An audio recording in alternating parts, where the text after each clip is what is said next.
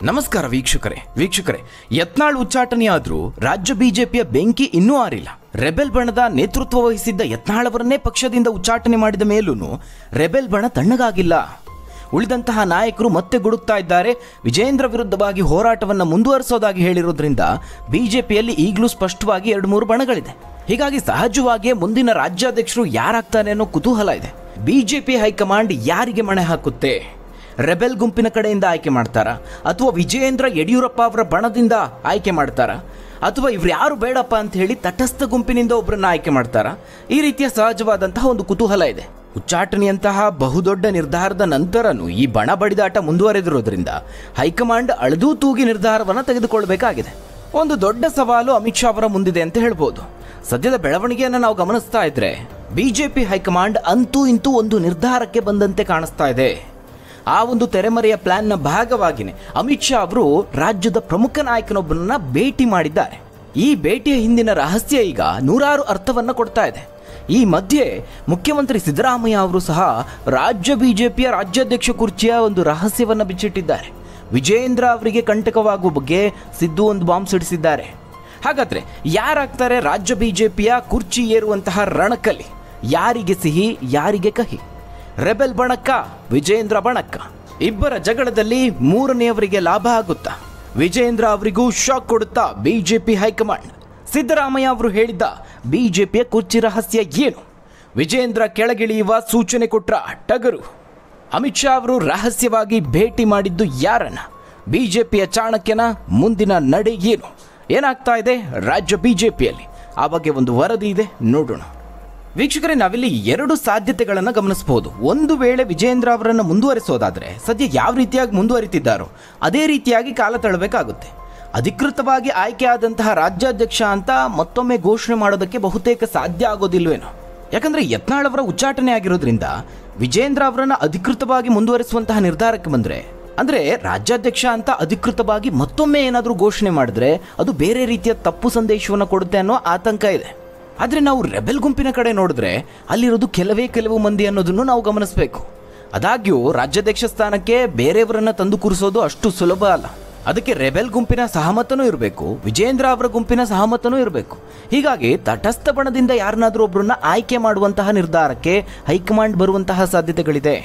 ಆದರೆ ಇಲ್ಲಿ ಪ್ರಮುಖವಾಗಿ ಆ ವಿಚಾರದಲ್ಲಿ ಯಡಿಯೂರಪ್ಪ ಮತ್ತು ವಿಜಯೇಂದ್ರ ಅವರ ವಿಶ್ವಾಸವನ್ನು ತೆಗೆದುಕೊಳ್ಬೇಕು ಅನ್ನೋದು ಹೈಕಮಾಂಡ್ನ ಮುಖ್ಯ ಉದ್ದೇಶ. ಇದೇ ಈಗ ದೊಡ್ಡ ಸವಾಲು. ಪ್ರಮುಖವಾಗಿ ಎದುರಿಸಬೇಕಾಗಿರೋದೇ ಯಡಿಯೂರಪ್ಪ ಅವರನ್ನು. ಎಲ್ರಿಗೂ ಗೊತ್ತಿರುವಂತೆ ಯಡಿಯೂರಪ್ಪ ಅವರು ಅಷ್ಟು ಈಸಿಯಾಗಿ ಬಿಟ್ಕೊಡೋದಿಲ್ಲ.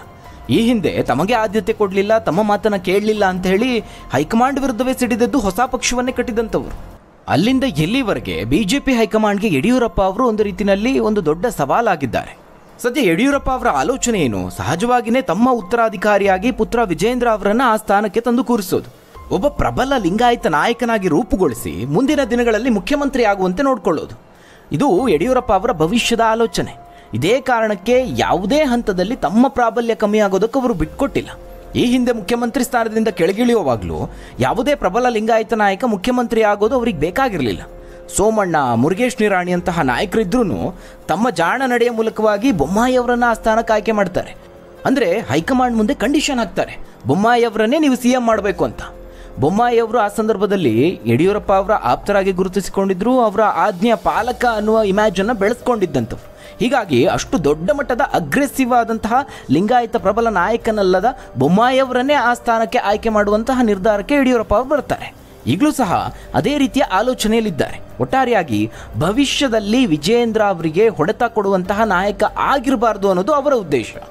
ಇನ್ನೊಂದು ಕಡೆ ಈ ರಾಜ್ಯಾಧ್ಯಕ್ಷ ಸ್ಥಾನಕ್ಕೆ ಸಮರ್ಥರಾದಂತಹ ಒಕ್ಕಲಿಗ ನಾಯಕರು ಕೂಡ ಇದ್ದಾರೆ. ಆದರೆ ಅದು ಸಹ ಯಡಿಯೂರಪ್ಪ ಅವರಿಗೆ ಇಷ್ಟ ಇಲ್ಲ. ಇದೇ ಕಾರಣಕ್ಕೆ ವಿಪಕ್ಷ ಸ್ಥಾನವನ್ನು ಒಕ್ಕಲಿಗ ನಾಯಕನಿಗೆ ಕೊಟ್ಟಿರುವಂಥದ್ದು. ಮತ್ತೊಂದು ಕಡೆ ಹಿಂದುತ್ವದ ಅಡಿಯಲ್ಲಿ ಉದಯಿಸಿರುವಂತಹ ಬಿಜೆಪಿ ನಾಯಕರು ಸಹ ಅಧ್ಯಕ್ಷ ಸ್ಥಾನಕ್ಕೆ ಬರೋದು ಯಡಿಯೂರಪ್ಪ ಅವರಿಗೆ ಇಷ್ಟ ಇಲ್ಲ. ಈ ರೀತಿಯಾಗಿ ಹಲವು ಆಯಾಮಗಳಲ್ಲಿ ನೋಡಿದ್ರು CT ರವಿ, ಶೋಭಾ ಕರಂದ್ಲಾಜೆ, ಸೋಮಣ್ಣ, ಕಾಗೇರಿಯಂತಹ ಹಲವು ಹಿರಿಯ ನಾಯಕರುಗಳಿದ್ದಾರೆ. ಇವರು ಯಾರನ್ನು ಯಡಿಯೂರಪ್ಪ ಅವರು ಒಪ್ಪೋದಿಲ್ಲ. ಅಂದರೆ ಪಕ್ಷದಲ್ಲಿ ತಮ್ಮ ಪ್ರಾಬಲ್ಯ ಕಮ್ಮಿ ಆಗೋದಕ್ಕೆ ಎಲ್ಲೂ ಅವರು ಬಿಟ್ಕೊಡೋದಿಲ್ಲ. ವೀಕ್ಷಕರೇ, ಕೆಲ ದಿನಗಳಿಂದ ಸೈಲೆಂಟ್ ಆಗಿದ್ದಂತಹ ಇದೇ ಯಡಿಯೂರಪ್ಪ ಅವರು ಇತ್ತೀಚೆಗೆ ತಾವೇ ಹೋರಾಟಕ್ಕಿಳಿದು ಬಹಳ ಆಕ್ಟಿವ್ ಆಗಿದ್ದಾರೆ.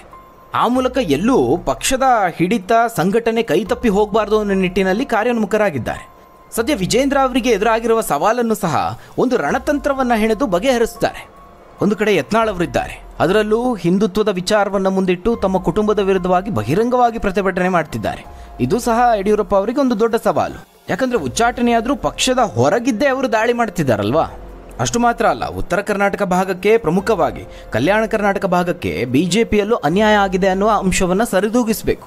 ಹೀಗಾಗಿ ಸದ್ಯಕ್ಕಿರುವ ಮಾಹಿತಿ ಪ್ರಕಾರ ಕಲ್ಯಾಣ ಕರ್ನಾಟಕ ಭಾಗದ ನಾಯಕನಿಗೆ ಪಕ್ಷದ ಅಧ್ಯಕ್ಷ ಹುದ್ದೆಯನ್ನು ನೀಡುವ ಬಗ್ಗೆನೂ ಬಿಜೆಪಿಯಲ್ಲಿ ಚರ್ಚೆಗಳು ನಡೀತಾ ಇದೆ. ವೀಕ್ಷಕರೇ, ಈ ಒಂದು ರಾಜ್ಯಾಧ್ಯಕ್ಷ ಹುದ್ದೆಯ ಆಯ್ಕೆ ವಿಚಾರದಲ್ಲಿ ಹಲವು ವಿಚಾರಗಳು ಅಡಗಿದೆ. ಒಂದು, ಯತ್ನಾಳ್ ಅವರೇನು ಹೇಳ್ತಿದ್ದಾರೆ ಅದಕ್ಕೆ ಪ್ರತಿಬಾಣದ ರೀತಿಯಲ್ಲಿ ಪಂಚಮಸಾಲಿ ಸಮುದಾಯ ಸೇರಿದಂತೆ ಉತ್ತರ ಕರ್ನಾಟಕ ಭಾಗದ ಲಿಂಗಾಯತ ನಾಯಕನಿಗೆ ಪ್ರಾಮುಖ್ಯತೆ ಸಿಗಬೇಕು. ಆದರೆ ಆ ನಾಯಕನು ಸಹ ತಮಗೆ ನಿಷ್ಠರಾಗಿರೋರಾಗಿರಬೇಕು, ಜೊತೆಗೆ ವಿಜೇಂದ್ರ ಅವರ ಭವಿಷ್ಯಕ್ಕೆ ತೊಡಕಾಗದೇ ಇರುವ ನಾಯಕನಾಗಿರಬೇಕು. ಇದು ಒಂದು ಕಡೆ. ಆದರೆ ಮತ್ತೊಂದು ಕಡೆ ಪಕ್ಷದ ಭವಿಷ್ಯದ ದೃಷ್ಟಿಯಿಂದ ಉತ್ತರ ಕರ್ನಾಟಕ ಭಾಗದಲ್ಲಿ ಪಕ್ಷವನ್ನು ಬಲಪಡಿಸಬೇಕು. ಹಿಂದುತ್ವ, ಪಂಚಮಸಾಲಿಗಳು, ದಲಿತರು ಇವರೆಲ್ಲರನ್ನ ಒಗ್ಗೂಡಿಸುವಂತಹ ನಿಟ್ಟಿನಲ್ಲಿ ಈ ರಣತಂತ್ರ ಇರಲಿದೆ ಅಂತ ಹೇಳ್ಬೋದು. ವೀಕ್ಷಕರೇ, ಈ ಒಟ್ಟಾರೆ ಚರ್ಚೆಯಲ್ಲಿ ಸಾರಾಂಶವಾಗಿ 3 ವಿಚಾರಗಳನ್ನು ನಾವು ಹೇಳ್ಬೋದು. ರಾಜ್ಯಾಧ್ಯಕ್ಷ ವಿಚಾರದಲ್ಲಿ ಎಲ್ಲವನ್ನ ಗಮನಿಸಿದಾಗ ಮೊದಲನೇದಾಗಿ ಬರೋದೇ ವಿಜೇಂದ್ರ ಅವರ ಹೆಸರು. ಅಂದರೆ 90% ಭಾಗ ವಿಜೇಂದ್ರ ಅವರೇ ಮುಂದುವರಿಯುವಂತಹ ಸಾಧ್ಯತೆ ಇದೆ. ಮೊನ್ನೆ ನಡೆದಂತಹ ಕಾಂಗ್ರೆಸ್ ವಿರುದ್ಧದ ವಿಜೇಂದ್ರ ಅವರ ನೇತೃತ್ವದ ಜನಾಕ್ರೋಶ ಪಾದಯಾತ್ರೆಗೆ ಘಟಾನುಘಟಿಗಳೇ ಭಾಗವಹಿಸಿದ್ರು. ಆರ್ ಅಶೋಕ್ ಅವರಿದ್ರು, ಅಶ್ವಥ್ ನಾರಾಯಣ್ ಪಾಲ್ಗೊಂಡಿದ್ರು, ಪ್ರಹ್ಲಾದ್ ಜೋಶಿ, ಸದಾನಂದ ಗೌಡ್ರು, ಹೀಗೆ ರಾಜ್ಯ ಬಿಜೆಪಿಯ ಘಟಾನುಘಟಿ ಪ್ರಮುಖ ನಾಯಕರೇ ಬಹಳ ಉತ್ಸಾಹದಿಂದ ಪಾಲ್ಗೊಂಡಿದ್ರು.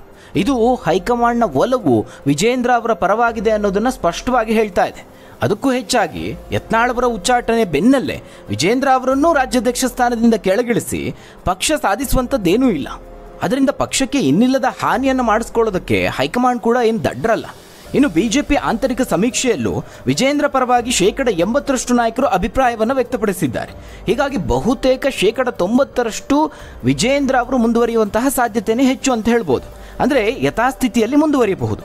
ಇನ್ನು ವಿಜೇಂದ್ರ ಅವರನ್ನು ಹೊರತುಪಡಿಸಿ ಮತ್ತೊಂದು ಸಾಧ್ಯತೆ ಅಂತ ಹೇಳಿದ್ರೆ, ಎರಡನೇ ವಿಚಾರ, ಈಗಾಗಲೇ ಹೇಳಿದಂತೆ ಕಲ್ಯಾಣ ಕರ್ನಾಟಕ ಭಾಗದಿಂದ ಪ್ರಮುಖರೊಬ್ಬರ ಆಯ್ಕೆ ಆಗಬಹುದು. ಅಲ್ಲಿ ಮುಂಚೂಣಿಯಲ್ಲಿರೋದು ಯಾರು? ಶ್ರೀರಾಮುಲು ಅವರು. ಶ್ರೀರಾಮುಲು ಅವರ ಆಯ್ಕೆಯನ್ನು ಸಹ ತಳ್ಳಿ ಹಾಕುವಂತಿಲ್ಲ. ಕಲ್ಯಾಣ ಕರ್ನಾಟಕ ಭಾಗದಲ್ಲಿ ಒಂದು ಮಾಸ್ ಇಮೇಜ್ ಹೊಂದಿರುವಂತಹ ರಾಮುಲು ಅವರನ್ನ ರಾಜ್ಯಾಧ್ಯಕ್ಷ ಸ್ಥಾನಕ್ಕೆ ಆಯ್ಕೆ ಮಾಡಬಹುದಾದಂತಹ ಒಂದು ಸಣ್ಣ ಸಾಧ್ಯತೆ ಇದೆ. ಆದರೆ ರಾಮುಲು ಅವರ ಆಯ್ಕೆ ರಾಜ್ಯ ಬಿಜೆಪಿಯಲ್ಲಿ ಬೇರೆ ಬೇರೆ ಸ್ಥಾನಗಳ ಬದಲಾವಣೆಗೆ ಕಾರಣ ಆಗುತ್ತೆ. ಅಂದರೆ ಜಾತಿ ಸಮೀಕರಣವನ್ನು ಸರಿದೂಗಿಸಬೇಕಾಗುತ್ತೆ. ಎರಡೂ ಮನೆಗಳ ವಿಪಕ್ಷ ನಾಯಕನ ಸ್ಥಾನ ಬದಲಾವಣೆಗೊಳಪಡುತ್ತೆ. ಅದು ಮತ್ತೊಂದು ರೀತಿಯ ರಿಸ್ಕಿ ಕೆಲಸ. ಇಲ್ಲಿ ರಾಮುಲು ಅವರ ಹೆಸರು ಮುನ್ನೆಲೆಗೆ ಬರೋದಕ್ಕೆ ಮತ್ತೊಂದು ಕಾರಣ ಅಂತ ಹೇಳಿದ್ರೆ, ಕಾಂಗ್ರೆಸ್ನಲ್ಲಿ ಕೆಪಿಸಿಸಿ ಅಧ್ಯಕ್ಷರ ಬದಲಾವಣೆ ಆಗ್ತಾ ಇದೆ. ಅಲ್ಲಿ ಸತೀಶ್ ಜಾರಕಿಹೊಳಿ ಅವರು 99% ಫಿಕ್ಸ್ ಆಗಿದ್ದಾರೆ ಅಂತ ಹೇಳ್ಬೋದು. ಅವರ ಹೆಸರನ್ನ ಘೋಷಣೆ ಮಾಡೋದಷ್ಟೇ ಬಾಕಿ ಇರೋದು. ಸತೀಶ್ ಜಾರಕಿಹೊಳಿ ಅವರು ದಲಿತ ಸಮುದಾಯದ ನಾಯಕರಾಗಿರೋದ್ರಿಂದ ಆಡಳಿತ ಪಕ್ಷಕ್ಕೆ ಅನುಗುಣವಾಗಿ ಬಿಜೆಪಿಯಲ್ಲಿ ಏನಾದರೂ ಬದಲಾವಣೆ ಸಾಧ್ಯತೆ ಕಂಡು ಬಂದರೆ ಆಗ ರಾಮುಲು ಅವರ ಹೆಸರನ್ನು ತೆಗೆದುಕೊಳ್ತಾರೆ. ಮಗದೊಂದು ಕಾರಣ ಅಂತ ಹೇಳಿದ್ರೆ, ರಾಮುಲು ಅವರನ್ನ ಯತ್ನಾಳ್ ಬಣದ ರೆಬೆಲ್ ಗುಂಪು ಸಹ ಒಪ್ಪಿಕೊಳ್ಳುತ್ತೆ. ಈ ಹಿಂದೆನೂ ಅದನ್ನು ಬಹಿರಂಗವಾಗಿ ಹೇಳ್ಕೊಂಡಿದ್ರು. ಇನ್ನು ಯಡಿಯೂರಪ್ಪ ಅವರು ಸಹ ರಾಮುಲು ಅವರನ್ನು ಒಪ್ಪಿಕೊಳ್ತಾರೆ. ಯಾಕಂದರೆ ಅವರು ವಿಜೇಂದ್ರ ಅವರಿಗೆ ಭವಿಷ್ಯದಲ್ಲಿ ಅಡ್ಡಗಾಲಾಗ್ತಾರೆ ಅನ್ನುವಂತೆ ಯಾವುದೇ ಸೂಚನೆ ಇಲ್ಲ. ಒಂದು ಕಡೆ ರಾಮುಲು ಅವರು ಬಹಳ ಆಕ್ರಮಣಕಾರಿಯಾಗಿ ಏನಿಲ್ಲ, ವಾಕ್ಚಾತುರ್ಯನೂ ಇಲ್ಲ ಅವರಿಗೆ. ಮತ್ತೊಂದು ವಿಚಾರ ಅಂತ ಹೇಳಿದ್ರೆ, ಅವರು ಲಿಂಗಾಯತ ಸಮುದಾಯಕ್ಕೆ ಸೇರಿದವರು ಅಲ್ಲ. ಸದ್ಯದ ಬೆಳವಣಿಗೆ ಏನಪ್ಪಾ ಅಂತ ಹೇಳಿದ್ರೆ, ಮೊನ್ನೆ ಅಷ್ಟೇ ಯುಗಾದಿ ಹಬ್ಬಕ್ಕೆ ಯಡಿಯೂರಪ್ಪ ಹಾಗೆ ವಿಜೇಂದ್ರ ಅವರನ್ನ ರಾಮುಲು ಅವರು ಭೇಟಿಯಾಗಿ ಶುಭ ಕೋರಿ ಬಂದಿದ್ದಾರೆ. ಇವೆಲ್ಲವೂ ಒಂದಷ್ಟು ಸುಳಿವು ಸೂಚನೆಯನ್ನು ಕೊಡ್ತಾ ಇದೆ. ಇನ್ನು ವೀಕ್ಷಕರೇ, 3ನೇ ಹೆಸರು ಅಂತ ಹೇಳಿದ್ರೆ ಅದು ಬಸವರಾಜ ಬೊಮ್ಮಾಯಿ ಅವರದ್ದು. ಈಗಾಗಲೇ ಹೇಳಿದ ಹಾಗೆ ಯಡಿಯೂರಪ್ಪ ಅವರು ಈ ಹೆಸರನ್ನು ಖಂಡಿತವಾಗ್ಲೂ ಒಪ್ಪಿಕೊಳ್ತಾರೆ. ಮತ್ತೊಂದು ಕಡೆ ಉತ್ತರ ಕರ್ನಾಟಕ ಭಾಗದವರಾಗಿರೋದ್ರಿಂದ, ಲಿಂಗಾಯತ ಸಮುದಾಯದವರೇ ಆಗಿರೋದ್ರಿಂದ, ಜೊತೆಗೆ ತಟಸ್ಥ ಗುಂಪಿನಲ್ಲಿ ಗುರುತಿಸಿಕೊಂಡಿರೋದ್ರಿಂದ ರೆಬೆಲ್ ಗುಂಪಿಗೆ ಬೊಮ್ಮಾಯಿ ಅವರನ್ನ ವಿರೋಧ ಮಾಡೋದಕ್ಕೆ ಯಾವುದೇ ಪ್ರಬಲ ಕಾರಣಗಳಿರೋದಿಲ್ಲ. ಇದೇ ಸಂದರ್ಭದಲ್ಲಿ ಬೊಮ್ಮಾಯಿ ಅವರ ನಡೆ ಬಹಳ ಕುತೂಹಲವನ್ನು ಮೂಡಿಸಿದೆ. ಅವರ ವಿಚಾರದಲ್ಲಿ ಯಾವ ಬೆಳವಣಿಗೆ ಆಗಿದೆ ಅಂತ ಹೇಳಿದ್ರೆ, ಸದ್ಯ ದೆಹಲಿಯಲ್ಲಿರುವಂತಹ ಅವರು ಸದ್ದಿಲ್ಲದೆ ರಾಜ್ಯಾಧ್ಯಕ್ಷ ಸ್ಥಾನ ಪಡೆಯುವಂತಹ ಚರ್ಚೆ ನಡೆಸಿದ್ದಾರೆ ಅಂತ ಹೇಳಲಾಗ್ತಾ ಇದೆ. ಇದಕ್ಕೆ ಕಾರಣ ಆಗಿರೋದೇನಪ್ಪಾ ಅಂತ ಹೇಳಿದ್ರೆ, ಅಮಿತ್ ಶಾ ಅವರ ಜೊತೆಗಿನ ಭೇಟಿ. ಅಮಿತ್ ಶಾ ಅವರನ್ನ ದೆಹಲಿಯಲ್ಲಿ ಭೇಟಿಯಾಗಿ ಮಹತ್ವದ ಚರ್ಚೆಯನ್ನು ನಡೆಸಿದ್ದಾರೆ. ಆ ಬಗ್ಗೆ ಒಂದು ಫೋಟೋವನ್ನು ಸಹ ಹಂಚಿಕೊಂಡಿದ್ದಾರೆ. ಪ್ರಮುಖವಾಗಿ ಈ ಚರ್ಚೆಯಲ್ಲಿ ರಾಜ್ಯ ಬಿಜೆಪಿಯಲ್ಲಿನ ಬೆಳವಣಿಗೆ, ಹಾಗೆ ಮುಖ್ಯವಾಗಿ ಬಿಜೆಪಿ ರಾಜ್ಯಾಧ್ಯಕ್ಷ ಸ್ಥಾನದ ಬಗ್ಗೆನೂ ಅಮಿತ್ ಶಾ ಅವರೊಂದಿಗೆ ಚರ್ಚೆ ನಡೆಸಿದ್ದಾರೆ. ಇದು ರಾಜ್ಯ ಬಿಜೆಪಿಯ ಸದ್ಯದ ಹಾಟ್ ಟಾಪಿಕ್ ಅಂತ ಹೇಳ್ಬೋದು.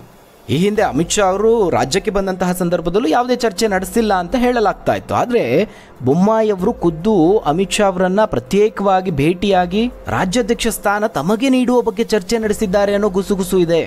ಬೊಮ್ಮಾಯಿ ಅವರ ಹೆಸರು ಪ್ರಾಮುಖ್ಯತೆ ಪಡೆದುಕೊಳ್ಳೋದಕ್ಕೆ ಹೈಕಮಾಂಡೇ ಕಾರಣ. ರಾಜ್ಯದಲ್ಲಿ ಯಡಿಯೂರಪ್ಪ ಅವರ ನೇತೃತ್ವದಲ್ಲಿ, ಅಂದರೆ ಲಿಂಗಾಯತ ಸಮುದಾಯದ ಪ್ರಬಲ ನಾಯಕನ ನೇತೃತ್ವದಲ್ಲೇ ಬಿಜೆಪಿ ಸಂಘಟನೆ ಆಗಿತ್ತು. ಇನ್ನು ಬಿಜೆಪಿಯಲ್ಲಿ ಲಿಂಗಾಯತ ನಾಯಕರ ಸಂಖ್ಯೆ ಹೆಚ್ಚಿದೆ. ಹೀಗಾಗಿ ಪ್ರಮುಖ ಹುದ್ದೆಗಳು ಲಿಂಗಾಯತ ನಾಯಕರ ಕೈಯಲ್ಲೇ ಇದ್ರೆ ಕರ್ನಾಟಕದಲ್ಲಿ ಬಿಜೆಪಿಗೆ ಒಳ್ಳೆಯದು ಅನ್ನೋದು ಹೈಕಮಾಂಡ್ ಲೆಕ್ಕಾಚಾರ.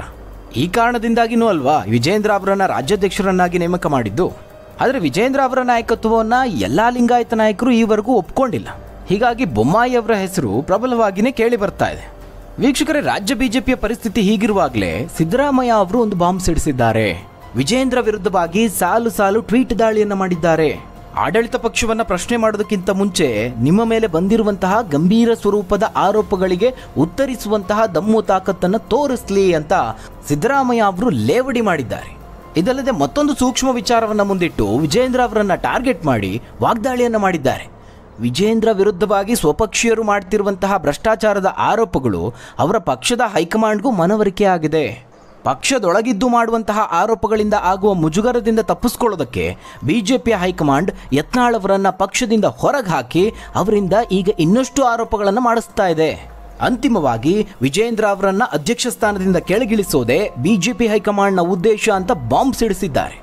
ಮೊದಲೇ ರಾಜ್ಯ ಬಿಜೆಪಿಯ ಪರಿಸ್ಥಿತಿ ಈ ರೀತಿ ಇದೆ. ಇಂತಹ ಸಂದರ್ಭದಲ್ಲಿ ಪ್ರತಿಪಕ್ಷದ ಕಡೆಯಿಂದ, ಅದರಲ್ಲೂ ಸಿಎಂ ಈ ರೀತಿಯಾದಂತಹ ದಾಳಿ ಮಾಡಿರುವಂಥದ್ದು. ಇದಿಷ್ಟು ಬಿಜೆಪಿಯಲ್ಲಿನ ಬಣ ಬಡಿದಾಟದ ಬಗ್ಗೆ. ಹಾಗಾದ್ರೆ ವೀಕ್ಷಕರೇ, ಈ ಬಗ್ಗೆ ನೀವೇನಂತೀರಾ? ಬಿಜೆಪಿಯ ರಾಜ್ಯಾಧ್ಯಕ್ಷರು ಯಾರಾಗಬಹುದು?